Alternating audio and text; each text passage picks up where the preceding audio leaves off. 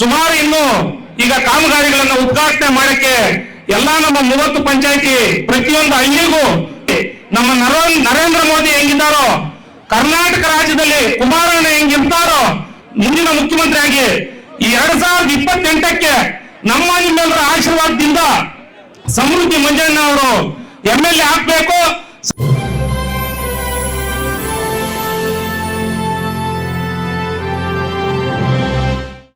ಎಲ್ಲ ನಮ್ಮ ಕುಡುಪಲ್ಲಿ ಗ್ರಾಮಸ್ಥರು ಈ ಕಾರ್ಯಕ್ರಮಕ್ಕೆ ಕೇಂದ್ರ ಬಿಂದುಗಳಾಗಿರ್ತಕ್ಕಂಥ ನಮ್ಮ ನಿಮ್ಮೆಲ್ಲರ ನೆಚ್ಚಿನ ನಾಯಕರು, ಮುಳಬಾಗಿಲು ವಿಧಾನಸಭಾ ಕ್ಷೇತ್ರದ ಶಾಸಕರು ಆಗಿರ್ತಕ್ಕಂಥ ನಮ್ಮ ಸಮೃದ್ಧಿ ಮಂಜಣ್ಣ ಅವರೇ, ಅದೇ ರೀತಿ ನಮ್ಮ ಆನಂದ ರೆಡ್ಡಿ ಅಣ್ಣ ಅವರೇ, ನಮ್ಮ ನಗರಸಭಾ ಮಾಜಿ ಅಧ್ಯಕ್ಷರಾಗಿರ್ತಕ್ಕಂಥ ಮುರಳಿ ಅಣ್ಣ ಅವರೇ, ನಮ್ಮ DCC ಬ್ಯಾಂಕ್ ನಿರ್ದೇಶಕರಾಗಿರ್ತಕ್ಕಂಥ ರಘುಪತ್ ರೆಡ್ಡಿ ಅಣ್ಣ ಅವರೇ, ಇನ್ನ ವೇದಿಕೆ ಮೇಲೆ ಸುಮಾರು ಜನ ನಮ್ಮ ಎಲ್ಲಾ ನಾಯಕರು ಇವತ್ತು ಬಂದಿದ್ದಾರೆ.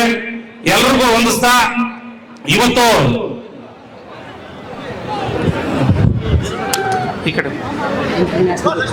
ಇವತ್ತಿನ ದಿನ ಒಂದು ವಿಶೇಷ ದಿನ.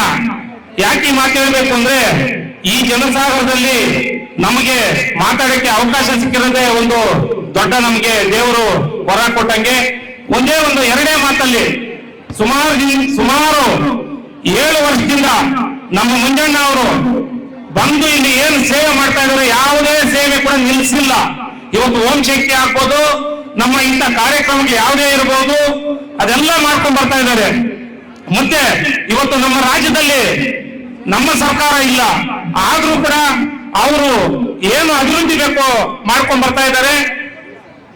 ಇವತ್ತು ಸುಮಾರು ಇನ್ನು ಈಗ ಕಾಮಗಾರಿಗಳನ್ನ ಉದ್ಘಾಟನೆ ಮಾಡಕ್ಕೆ ಎಲ್ಲಾ ನಮ್ಮ 30 ಪಂಚಾಯತಿ ಪ್ರತಿಯೊಂದು ಹಳ್ಳಿಗೂ ಯಾವುದೋ ಒಂದು ಕಾಮಗಾರಿ ಮಾಡ್ಬೇಕು ಅಂತ ಹೇಳ್ಬಿಟ್ಟು ಅವರು ಸಂಕಲ್ಪ ತೊಟ್ಟು ಪ್ರತಿಯೊಂದು ಗ್ರಾಮಕ್ಕೂ ಅವರು ಬರ್ತಾರೆ.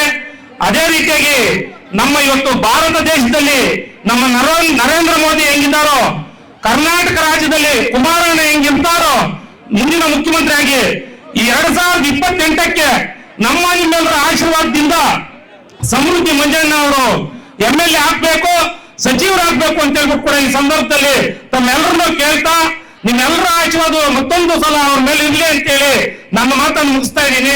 ಜೈ ಹಿಂದ್, ಜೈ ಕರ್ನಾಟಕ ಮಾತೆ.